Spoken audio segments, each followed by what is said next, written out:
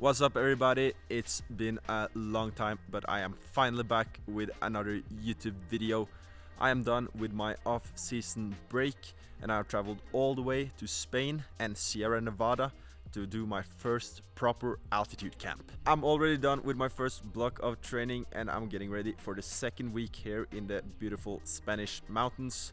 We are 4 guys who have rented an apartment right next to the altitude center here, where we enjoy most of our meals and also the training facilities. In this video, I will cover a topic I know many of you guys have been interested in, and that is what we do to maximize the effect of altitude training. That includes things like what we eat, the supplements we take, the training we do, and also one of the most important things, recovery.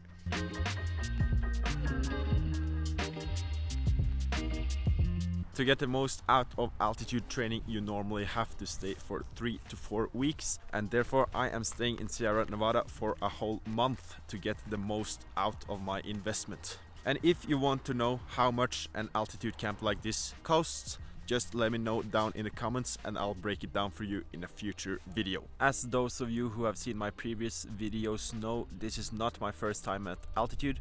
I was in China this summer to compete in the Tour of the Qinghai Lake. But while my goal in China was to acclimatize as fast as possible for the races, this time I want to get the best effect for my training. Our apartment is situated at about 2,350 meters above sea level, and at these altitudes you have a significantly lower air pressure, which in turn means less oxygen for your body to utilize during exercise. That means your body has to produce more red blood cells in order to transport the oxygen your muscles demand, and then when returning to sea level you will see a substantial increase in performance. My hopes are that this increase in fitness will increase my level of training throughout the whole winter, which in turn will lead to better performances the next season.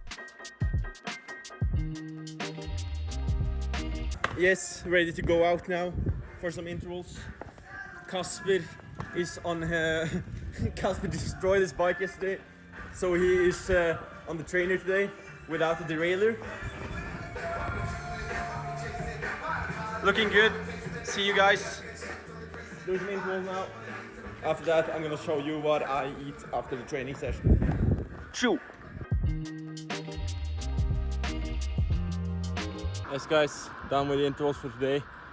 Did a 5 times 8 minute sub threshold session, 350 to 360 watts. Felt okay.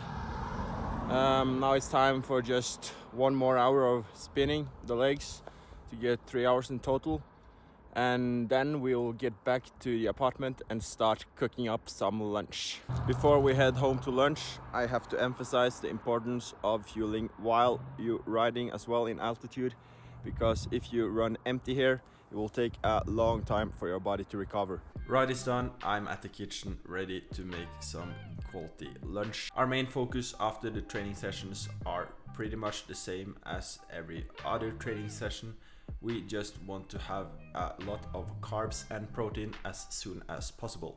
Today we were lucky enough to have some chicken in the fridge, so that means it would be some oven baked chicken breasts.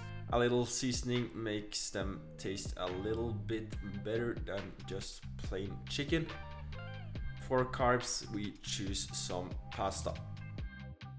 Since making this dish takes some time, I couldn't wait for it to get done before getting in some nutrition, so I had to make myself a little bowl of cereal as well while waiting for the chicken to cook.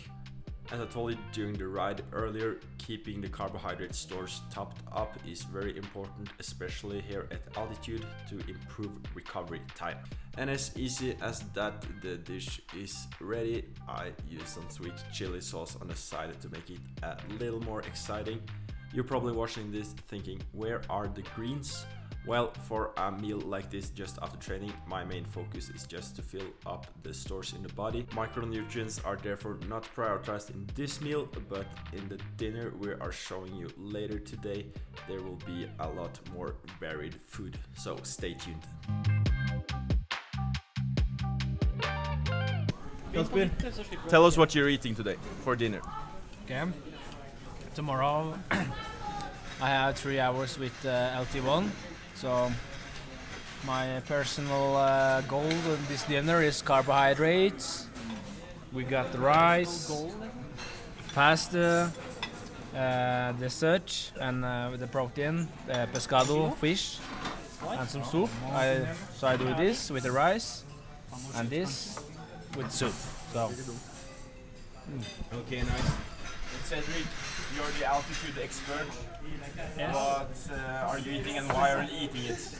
I'm eating exactly the same as Casper because I also have the same goal as him, just eating as much carbohydrates as possible.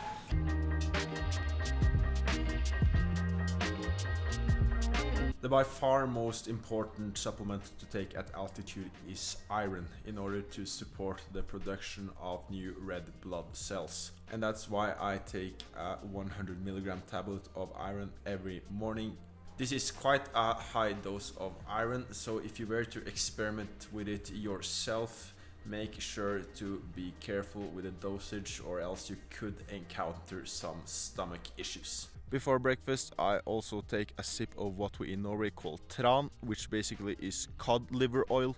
This gives me a nice amount of vitamins A, D and E, as well as some omega-3 fatty acids. Other than that, I rely on the food I eat to get my desired amount of vitamins and minerals.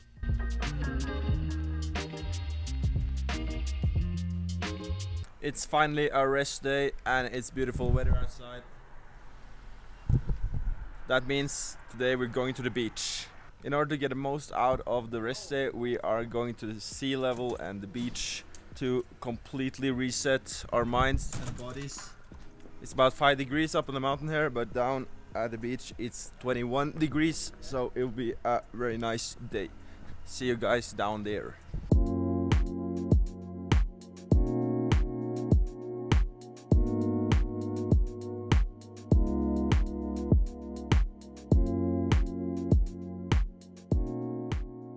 You have to rest when you're tired, and you need to train when you are energized.